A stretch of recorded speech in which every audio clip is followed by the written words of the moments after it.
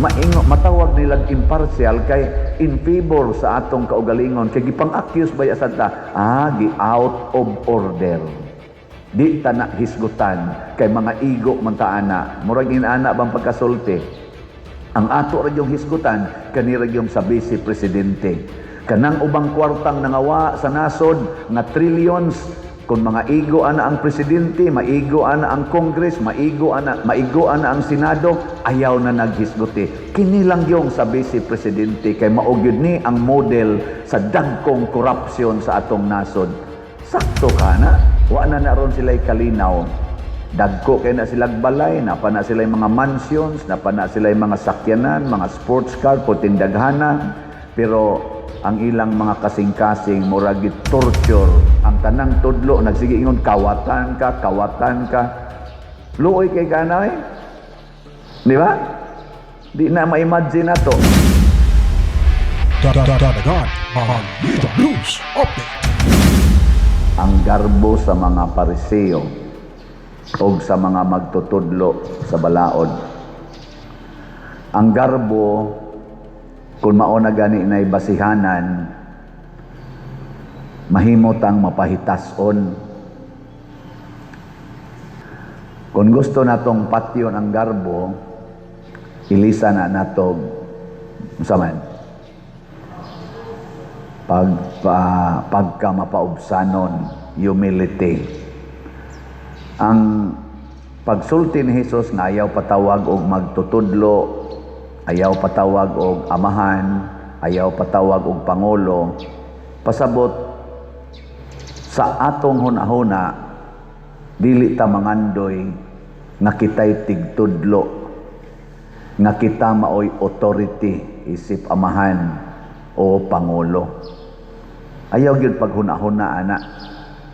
Munay gusto niyang wag tangon, kay kung maghunahuna na gud ka nga ikay tigtudlo, adi jud ka mosugot tudluan.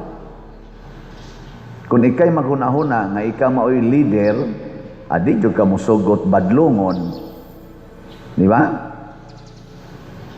Kay kamo mga ginikanan nga ni adinhi or mga apuhan. Unsa man in relasyon sa inyong anak o sa inyong apo, unsay inyong tan-aw sa inyong kaugalingon, magtutudlo o tudloanan? Oy, in relasyon ba sa inyong apo o sa inyong anak, unsay tan-aw niyo sa inyong kaugalingon, magtutudlo mo o tudloanan? Magtutudlo, no? Mga buangon mo. Di man mo musugot tudloan sa inyong apo, di ba? Kinahanglan musugot sa tagtudloan. Pwede sad og equal lang magtinudloay ta. Unya kung ang usa ka tawo mahimo na ganing mapahitason, dili na sad siya mahimong maayong pangulo, maayong amahan, o maayong magtutudlo. Mahimo siyang ngilad nga pangulo, ngilad nga amahan, o ngilad nga magtutudlo. Sa ato rong mga leader sa nasod, kinsa man ang maayong pangulo, magtutudlo og amahan sa nasod, ang mga Marcos Group, ang mga Dutertes Group, o mga Pinklawans Group. Secret. Kana ato nang una-hunaon.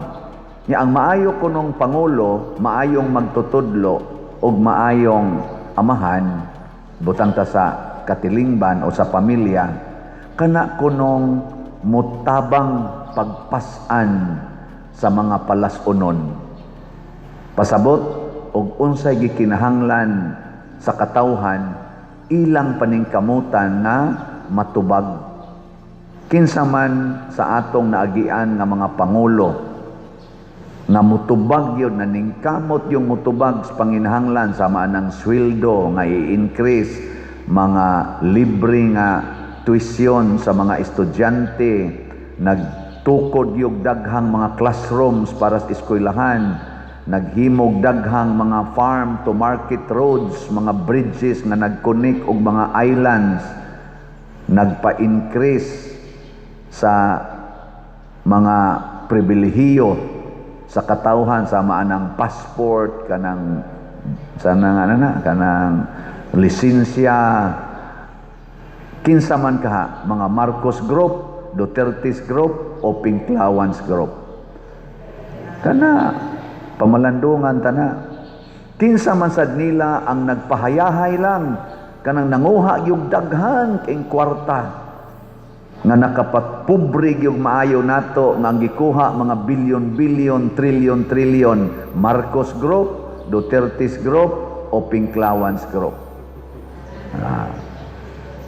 Nagahiring na ron sila sa impeachment ang sana Committee on Justice sa Kongreso gahiring bahin sa impeachment sa Vice Presidente round 2 kay round 1 man tos una last year, karon round 2. Naay usa ka congressman nga niapil niingon ato ning i-declare nga lack of substance.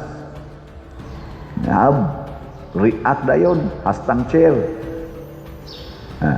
Sa taon sana ilang isulti ana, inigsulti nga I like to propose ana sana ilang isulti ay objection, Your Honor. Mo na dayon mo object. Pilay ilang gi susi karon nga anomalya sa Vice Presidente nga ilag yung ipa-impeach for the second time 125 million. Pero ang daghan kay accusations ni adtong trillions nga nawa under nga naigo na sentro sa Office of the President isip authority o Office of the Speaker o mga congressmen nga daghan kaayong gi-accuse nga nidawat og mga malita di gyud nila hisgutan. Dihay usasan nga ni-propose nga daghan kay nato dinhing mga congressmen nga gi-accuse niining maong anomalya aning corruption sa kwarta ato ka sa ning hisgutan para mahimot ang impartial sa atong status kaysa matas mga tao ra ba kurakot kaayo ang daghang mga congressmen basin unya ang atong desisyon matawag nilang impartial kay in favor sa atong kaugalingon kay gipang-accuse ba sad ta gi out of order di ta na hisgutan kay mga igo man ta ana murag inaana bang pagkasulti ang ato ra yung hisgutan kanira yung sa Vice Presidente kanang ubang kwartang nangawa sa nasod nga trillions kung mga igo ana ang presidente maigo ana ang Congress maigo ana ang Senado ayaw na naghisguti kini lang yung sa Vice Presidente kay mao gyud ni ang model sa dagkong corruption sa atong nasod sakto ka na kamo sakto ka na secret mailhan man anato kung sakto na makapagaan sa atong gibate pero dili gani musamot atong gibate musamot kamahal ang gasolina punan pag aning gubat ron sa Middle East mao gihapoy gigamit nila diha garbo ni sa pader na iningon akong grupo pader padung na nig Third World War nako sobra pa basig end of the world gini. Wala pa doon, simbako na. May rasag mo in ang world. Mangandam na lang ta ni, magtinarong na lang ta. Sige, lingi ay mong tupad. Na okay na ni mo matapos na ang tanan. Na ba? Na okay ra nimo matapos na ang tanan. Mao na niingon ang Ginoo diri ni propeta Isaiah sa unang pagbasa nga panghugas kamo og hinluin ninyo ang inyong kaugalingon hunong na sa pagbuhat og dautan buhata na ang maayo mag-usab unta ta gusto man katang mahunong ning gubat magbag-o ta sugod sa kinatasan hangtod sa kinaubsan ikaw niya pud og di sila magbag-o pagbag-o na lang diha sugdis imong kaugalingon magbag-o ta di na ta magpataas di na ta magsigig panugo nya masuko ra bagyog di sundon Ang kwarta dili mo'y makalipay, hatag na, itabang na. Unsa may makalipay nato ang Ginoo. Ug kanus aman talipayon sa Ginoo kung kita mo hatag jud og pangalagad nga mapaubsanon ngadto sa uban. Matud palagi sa Ginoo, ang sukdanan nga inyong gamiton sa uban, mausad na ang akong sukdanan para ninyo. So kung maningkamot ang lipayon nato atong isig katao, kita sad lipayon sa Ginoo. Karon kanang anang nangawat ro natog kwarta nga trillions ang gikawat, nya ilang giapod-apod, panood og malita, gipanood og mga sana ikobag ba to, unsa to nga mga bag. Wa na ron sila kalinaw. Dagko kay na silang balay, napa na sila mga mansions, napa na sila mga sakyanan, mga sports car, putindaghanan, pero ang ilang mga kasing-kasing murag torture adlaw o gabi 24/7. Natanawa ilang mga naong na nagkaga. Bati na kay silag naong eye bags pay imo perting dagkuag eye bags. Tanawa nang wa mangawat, way mga kwarta, pero ang mga naong mo smile, purting nindota tan-awon sa smile, ma-attract bong mga tao. No. Kinsa maron nga magsuroy-suroy sa atong nasod nga murag ang mga tao mudugok, Marcos, Duterte o Pinklawan. Sikreto. Tanawa lang sa social media. Ngano man, kanang dugokon sa mga tao nangalagad na, kanang ibaliwala sa mga tao nangawat na. Ngana. May manggugwa sila masakpi.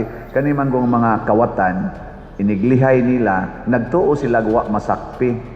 Hibaw masako nga kana sila, nahibaw naman na sila nga ang matas mga tao nakasakop naman nila.